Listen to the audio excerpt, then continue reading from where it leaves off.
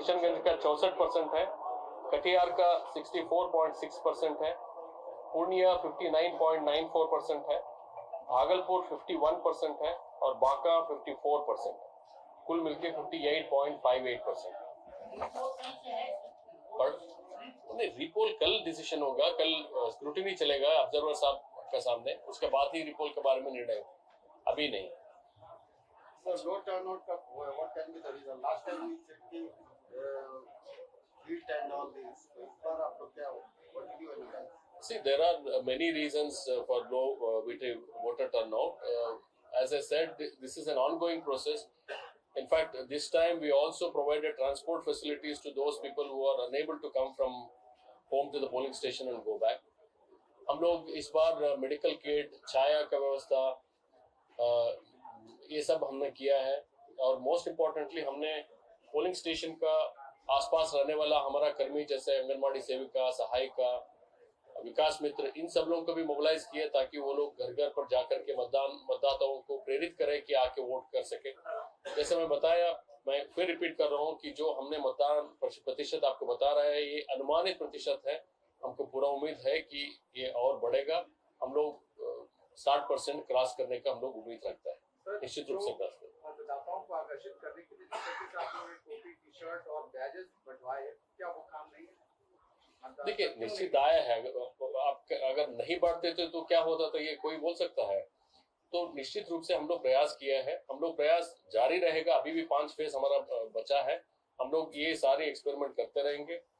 लोकतंत्र महापर्व में मतदाताओं को भाग लेना चाहिए, उसके लिए जो भी फैसिलिटीज हम लोग को करना चाहिए, फैसिलिटेशन करना चाहिए, वो जरूर करेंगे और भी मेजर्स करेंगे।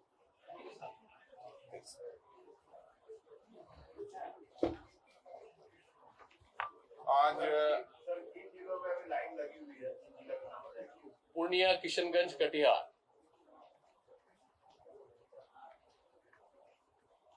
आज बिहार में सेकेंड फेज का चुनाव शांतिपूर्ण तरीके से संपन्न हुआ है।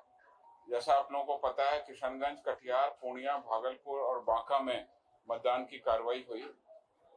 इन 5 लोकसभा क्षेत्रों में कुल 30 विधानसभा क्षेत्रों में आज चुनाव हुआ, जिसमें बांका जिले के 2 विधानसभा क्षेत्र कटोरिया और बेलहर में 102 मतदान केंद्र और 146 मतदान केंद्र, यानी कुल 248 मतदान केंद्रों पर 4 बजे तक मतदान हुआ। उसके अलावा सभी बूथों पर 6 बजे तक मतदान किए जाने की अधिसूचना जारी की गई थी, जो पिछली बार से अधिक संख्या में ज्यादा समय इस बार वोटरों को मिला।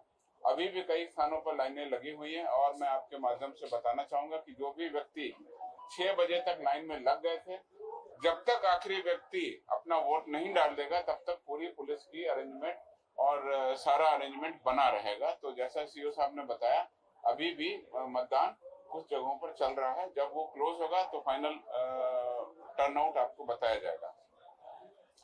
स्वच्छ और शांतिपूर्ण तरीके से मतदान कराने के लिए इस फेज में लगभग 42,000 सुरक्षाकर्मी और 18,600 गृह रक्षक बलों की तैनाती की गई। सुदूर क्षेत्रों में घुड़सवार दस्ता एवं नदी क्षेत्रों में तो नाव से निगरानी की भी व्यवस्था की गई। जैसा आप लोगों को पता है, भागलपुर, नौगछिया का दियरा, कटिहार का दियरा, तमाम ऐसे बहुत चुनौतीपूर्ण क्षेत्र थे, जिसमें इस बार 30 नाव और 20 अश्वारोही दल यानी माउंटेड पुलिस की हमने व्यवस्था की। साथ ही साथ बम निरोधक दस्ता, वायरलेस सेट, सैटेलाइट फोन और आवश्यकता अनुसार ड्रोन का भी उपयोग किया गया। इन सभी के पिक्चर्स और फोटो को हमने अपने सोशल मीडिया पर भी शेयर किया है, जहां पर आप देख सकते हैं। लगातार बिहार पुलिस द्वारा चुनाव की घोषणा के बाद एवं आदर्श आचार संहिता की तिथि से लगातार छापामारी, गिरफ्तारी, निरोधात्मक कार्रवाई की गई। साथ ही साथ सुरक्षा बलों द्वारा एरिया डोमिनेशन, डीमाइनिंग, रूट सैनिटाइजेशन की कार्रवाई की गई। इस द्वितीय चरण के लिए 1799 वल्नरेबल टोलों की पहचान की गई और बड़े पैमाने पर गैर जमानती वारंटों का निष्पादन किया गया। जैसा कि आप लोग समझ रहे हैं, सेकेंड फेज का चुनाव बहुत चुनौतीपूर्ण था। एक तरफ हमारे पास अंतर्राष्ट्रीय सीमा थी भारत नेपाल की, दूसरी तरफ अंतर्राज्यीय जिलों में वेस्ट बंगाल और झारखंड की बहुत बड़ी सीमा से लगा हुआ चुनाव था। इस अवसर पर हमने अंतर्राष्ट्रीय सीमा पर 36 चेक पोस्ट, अंतर्राज्यीय 47 चेक पोस्ट और उसके अलावा अंतर जिला एवं जिलों के अंदर कुल 195 चेक पोस्ट सहित कुल 278 चेक पोस्ट लगाए, जो चुनाव के दिन तक कार्यरत रहे, जिसके कारण ये चुनाव पूरी तरह से शांतिपूर्ण संपन्न हुआ। इस अवसर पर निरोधात्मक कार्रवाई का मैं ब्यौरा दे दूं।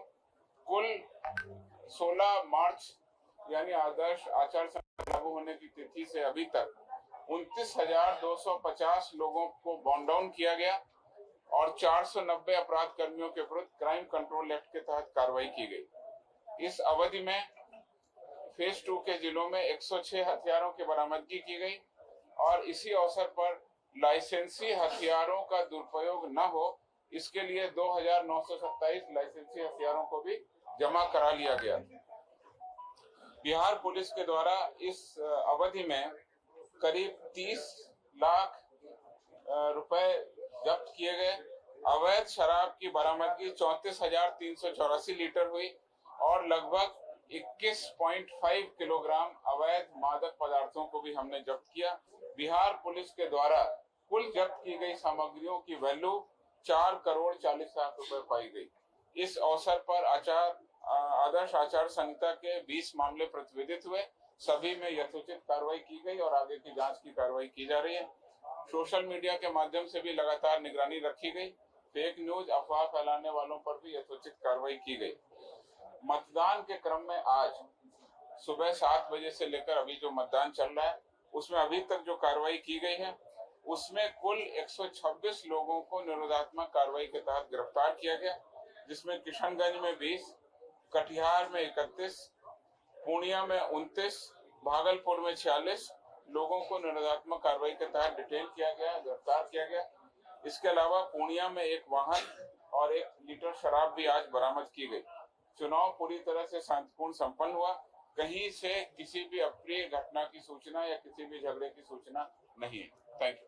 11 जिलों में मतदान बहिष्कार हुआ है, उसमें क्या होगा आगे? नहीं, ये मैंने फर्स्ट राउंड में भी ये बात बोला था, फिर रिपीट कर रहा हूँ। ऐसे नहीं होता है कि बहिष्कार करने से रिपोल होगा, नहीं होगा।